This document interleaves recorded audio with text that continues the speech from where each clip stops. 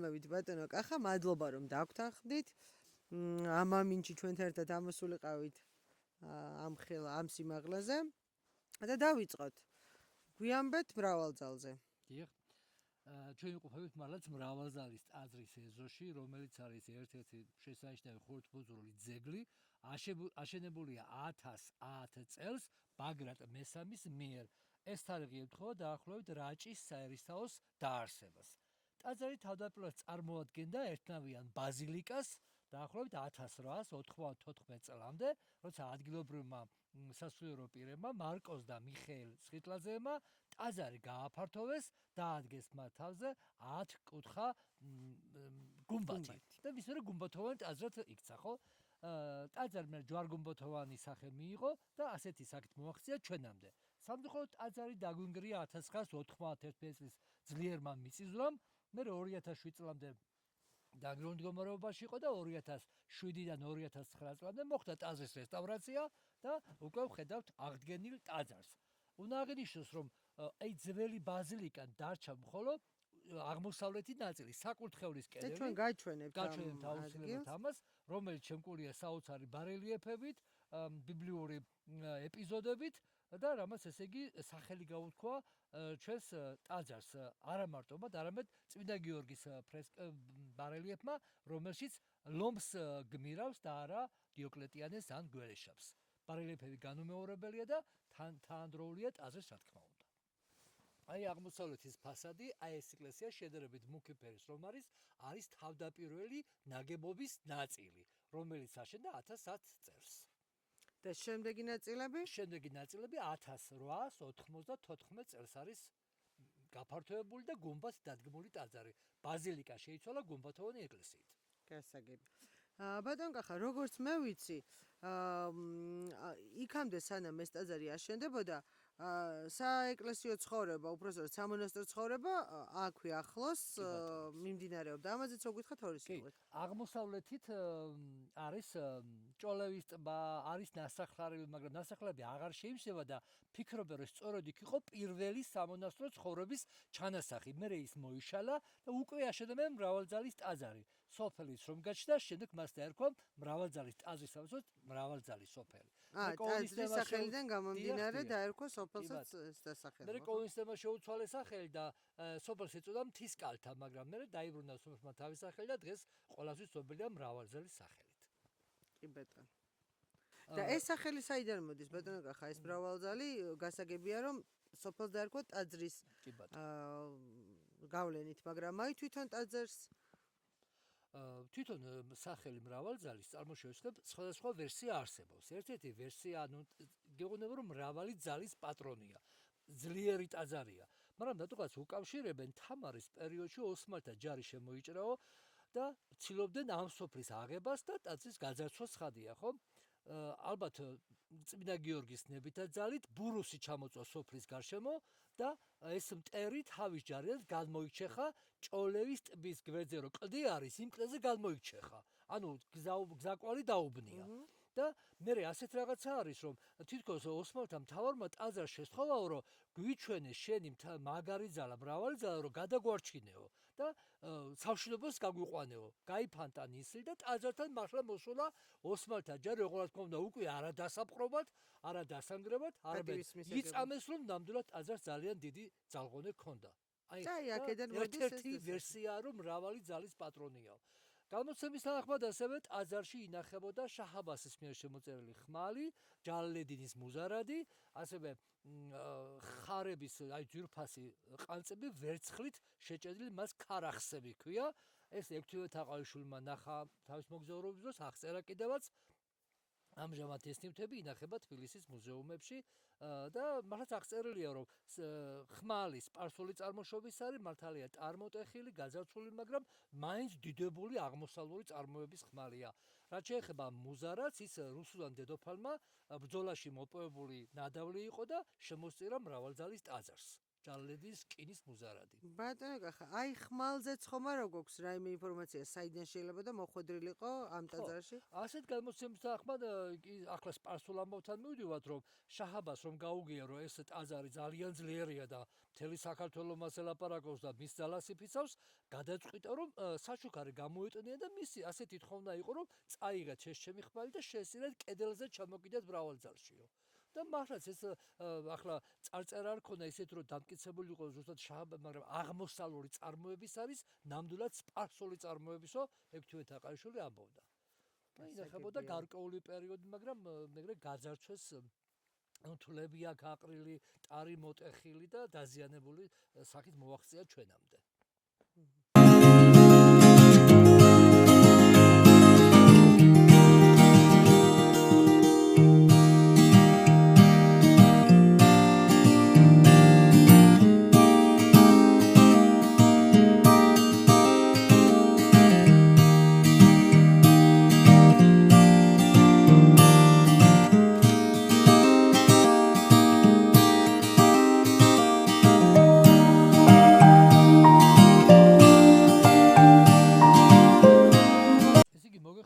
რომ რაჭაში არსებული ძირითად ფეხზე მდგარი ძეგლები განეკუთვნება ბაგრატ მესამის პერიოდს, იმიტომ რომ ამ პერიოდში არის დიდი მშვიდობიანობა, აღშენებლობა მიმდინარეობს და აშენა ნიკოლ წმინდა, ჩემო ბატონო, ზემოკრიხის ტაძარი მთავარანგელოზის, ჩვენი ეს წინვალი მრავალძალი თავისი ცნობილი ჩუქურთმებით, ბარელიეფებით განუმეორებელს უძახი, იმიტომ რომ მსგავსი ბარელიეფები სხვა ტაძრებზე არ არის. ასევე ხარისთავებიანი ბარელიეფები აგერ, რომელიც ამკობს შეუბატონო ეს რა შეიძლება უკავშირდებოდეს ბატონო? ეს ის არის, რომ ერთ-ერთი კიდევ გამოცემის თანახმად თითქოს იმ ოსმალთა ჯარს ასეთი რაღაცა უთხოვნია, მრავალძალისო იმხელა ძლიერი მრავალძალის ძალის პატრონი თუ ხართო, ესო რაღაცა შორს ტბასთან მდებარეო ხარი და ძროხა არისო ძალიან დიდი ზომისო და აქ მოაყვანიეო.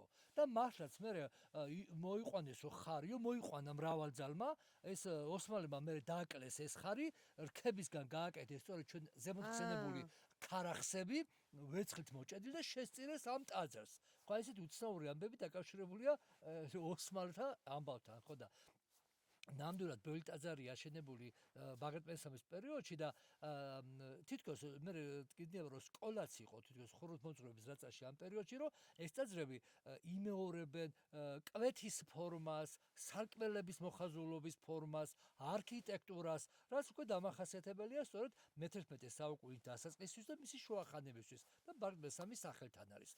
ერთ-ერთი კიდევ ლეგენდა, რომ მრავალძალ საოცარი ძალას მიაწერენ, ასეც რომ ყაჩაღები ყველა პერიოდში იყვნენ და მოსულან შუაღამეს და გაუძარცვიათ ტაძარი და წაუღიათ ღვინო ტიკებში გადაუსხიათ ქვევრებიდან ამდე წარს ექნებოდა თავის საცავები, პური, ხორბალი, რაც შეიძლება ეს სორსები დაუჭუთიათ ხარები, ურმები და ქვევით არის კარიბჭე, რომელიც სვეტები ახლა შემორჩენილია და კარიბჭედან ჩვენს მისულან ჩუმად ვერავის ვერ ანუ ბატონო ხარ შეგაწყვეტინეთ, მაგრამ აქ ესე იგი ისეთი სამონასტრო ცხოვრება მიდიოდა აქტიური, რომ აქ ალბათ ცხოვრობდნენ ბერები, ჰქონდათ თავიანთი მეურნეობა შესაბამისად ეს ტერიტორია ეხლა უფრო დიდი იყო ალბათ, ხო, ტაძრის ტერიტორია, რადგან თქვენ ამბობთ, რომ ხო, დაბლა არისო კარიბჭე, ანუ უფრო ბევრად დიდი იყო ეს ტაძრის ტერიტორია, რო უთხრათ ჩვენს მაყურებელს და აი ამ თავიანთი ბერების ალბათ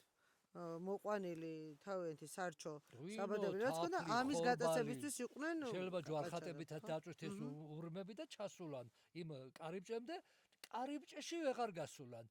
ყველა ხარი გაშეშდა თურმე ადგილზე და ეს ყაჩაღებიც ჩვეულებრივად არიან, საუბრობენ და ნაბიჯი ვეღარ გადადგეს. გათენებამდე ჩვეულებრივად ასე იყვნენ, გათენ და სოფელმა დაინახა ჩვეულებრივად.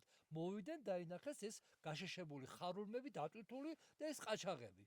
და მაგრამ ისეთები მე უკან დაძრულან ეს ხარები დილას და უკან ამოსულან თავისით ტაძარში და ისევ გადმოტვირთეს უკან მე ყაჩაღებმა თავიანთი ხელით და ეს ამავე და კიდევ ერთ შეემატა მრავალძალის ისტორიას ეს ბებიას გამოცემით ვიცით ეს ისტორია, რომ მრავალი ძალის პატრონი ყოფილი რომ არის. მოკლედ ძალიან ბევრი ლეგენდა უკავშირდება ამ ადგილს და სხვათა შორის ხარები ყველგან ფიგურირებს, რაღაცა კავშირი ნამდვილად არის და ნუ როგორც წმინდაში ნიკორა ხარი კი, აი ხო, იმ პერიოდში ალბათ რაღაცა საკულტო ეს უძველესი დროიდან მოისურვ ხარი არის წარმართული პერიოდი, მაგრამ ქრისტიანულ პერიოდში ხარს რქებს შორის მერე ქანდაკებაში უჩნდება ჯვრის გამოსახულება და უკვე ხარი გაქრისტიანდა ასე ვთქვათ რომ ეს არის მამაკაცური სიძლიერის ძალა მიწათმოქმედების სიმბოლო არის და ის რქებს ვიყენებთ ხოლმე ღვთის დასალოცად მერე ყანწების სახით და მრავალი დატვირთვა აქვს ხარს მოკლედ რა კი ბატონო ბატონო კახა აი დაახლოებით რომ წარმოგვადგენოთ ახლა აი იმ პერიოდში როცა აქ ეს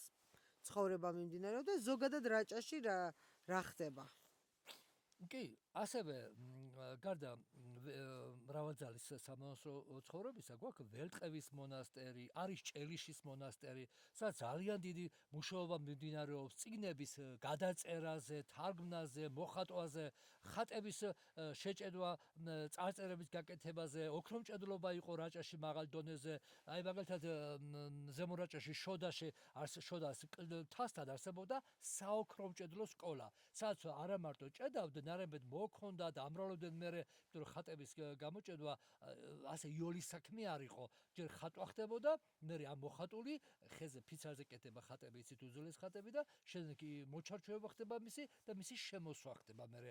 ოქროთი, ვერცხლით, სხვადასხვა ძვირფასი თვლებით, რომელსაც შესწირავდნენ ხოლმე ჩვენი მეფეები და დედოფლები ამ სალოცავებს და მათ სახელზე მერე კეთდებოდა წარწერები, რომელმა დედოფალმა შესწირა, რომელმა მეფემ შესწირა და იყო ესეთი ისტორია არის თითეული ხატი, თითეული წიგნი და რომელიც თვითონ დაკავშირებულია შოდის საოქროჭედლო სკოლასთან. ეს ხატები რომ ნამდვილად არსებობდა, იყო ინახება ქუთაისის მუზეუმში, ლენტეხის მუზეუმში, თბილისის მუზეუმებში, ასე გაფანტული, მაგრამ ესა ჩვენი სიამაყე, ჩვენი სიდიადე. ნამდვილად. ესე იგი, ტაძარი თავზე მოხატული ყოფილა და ტაძრის მხატვრობას ბარელიეფებს თუ წარწერები ეკუთვნის მე-11 საუკუნეს, მაგრამ შენ გადაკეთების შედეგად ტაძარში შიდა ინტერიერი შეიცვალა ცხადია, მოხატულობის კვალი აღარ იყო ახლა ბოლომდე, თუმცა შემორჩა და წარწერებიც და ბარელიეფები, თუმცა დაზიანებული სახით მიწისძვრამ თავისი დაღი დაასვა ბარელიეფებს, ხო? ამ სოფელში უკვე ნელ-ნელა იწყება მოსახლეობის ზრდა, ჩვენ და სასიხარულოს ნამდვილად საკულტო ზონადაც გამოცხადა, საეკლესიო ცენტრია, ასე ვთქვათ, ფაქტურად კვირა არ გადის, რომ ღვთისმსახურება არ ჩატარდეს ონისა და ამბროლაურის მამაუები ერთმანეთს ეხმარებიან, რომ ტაძარში არ შეწყდეს წირვალოცვა და მადლიერი მრევლი ხშირად ამოდივართ ტაძარში, პატივი მივაგოთ წმინდა გიორგის და მის სახელს. ტაძარში მოღვაწეობს მესანთლე ბართლომეს ხიტლაძე, რომელიც დღეს არ დახვდა სამწუხაროდ, მაგრამ უსაყვარლესი ადამიანია, ეს წლები არის, რომელიც ყველა მიცის, ვინც ამბროლაურში, ვინც მრავალძალში ერთხელ მაინც ყოფილა, აუცილებლად ყველა მიცის ამ ადამიანის შესახებ და დღეს სამწუხაროდ როგორც ვიცით, ჯანმრთელობის მდგომარეობის გამო ვერ დაგხვდა, ვერ მოახერხა ყოფნა, მაგრამ ასოცირდება რაღაცნაირად ამ კოლორიტია სოფლის, რაჭის, ცოცხალი მატიანია, უამრავი ისტორიები იცის. აი ნამდვილი რაჭველი კაცი და რა ვიცი, საყვარელი ყველა ადამიანის თვისაც. და აუცილებლად მასპინძელია ხოლმე ხშირად მრავალძალში. აქედან ვუსურვებთ მალე გამოჯამრთელებას და გაზაფხულზე რომ მოვალთ, აუცილებლად უნდა დაგხვდეს აქ. თან სასწაულია რომ ახლა ჩვენ მოვახერხეთ ამოსვლა, იმიტომ რომ ჩვენ ვიცით რომ ტაძარი ასევე ტაძარში არის საკურთხეველი მეორე ღვთისმშობლის და ამიტომ 28 აგვისტოს ხშირად იხდიან გიორგობასაც და მარიობასაც, იმიტომ რომ შემოდგომაზე და კი არა და ახლა ამ დროს კაციშვილი ვეღარ ამოდის ტაძარში. გიორგობა იცით 23 ნოემბერს არის და მაშინაც იმხელა თოვლით იფარება მრავალძალი რომ ვერავინ ვერ ამოდის და მაგრამ ჩვენ ნამდვილად გაგვიმართლა რომ დღეს 26 დეკემბერია და აქ მრავალძალი მოვახერხეთ მაინც ამოსვლა. ასე გონის გადაცემას. და ზამთრის მრავალძალის კადრების ჩვენებაც შემოგთავაზეთ ასეთი ლამაზი კადრები. რაც შეეხებოდა ტაძარს ვისაუბრეთ და სოფელში ძირითადად ცხოვრობენ ხიტლაძეები და იობაშვილები. ხო, სოფელი თავდაპირველად ძალიან დიდი იყო, მე ომის შემდეგ პრობლემები შეექმნა, მოსახლეობას უამრავი ახალგაზრდა გაიწვიეს ჯარში და უმეტესობა ცოცხალი აღარ დაბრუნდა, როგორც რაჭის ბევრ სოფელში. სოფელში ხვდებით ასევე ცხენ იუდას ქანდაკებას, რომელიც როგორც გვეუბნებიან, ომში მონაწილე იყო და ცოცხალი ჩამოვიდა ომიდან და მე ამ ძეგლს დაუდგეს ძეგლი, ამ ცხენს და ქვია მას იუდა. შავიცხანია და იქ მე წყარო არის და რომ მოდიან სტუმრები და მრევლის წევრები დაილოცებიან ხოლმე სოფლის სახელზე, წმინდა გიორგის სახელზე და მე აგრძელებენ გზას. ხომ არ ვიცით ვინ არის ამ ავტორი ფარულავა არის, როგორც ვიცით, ამ ცხენის მონუმენტის ავტორი. აჰა, ძალიან. აქვე დასაფლავებულია ცნობილი პიროვნება სიმონ სხიტლაძე, რომელიც ცნობილია თავისი პედაგოგობით, ფილოლოგობით, თამადობით, უამრავ ადამიანს აქვს მასზე დაწერილი მოგონებები, შეხვედრილები არიან მათთან და ამბობდნენ, რომ ავი ძალიან ენამზიანი და ტკბილად მოსაუბრი ადამიანი ყოფილა ეს. და ეხლა ჩვენ მოვედით ბატონ სიმონის აქ არის დაკრძალული. საფლავთან სწორედ.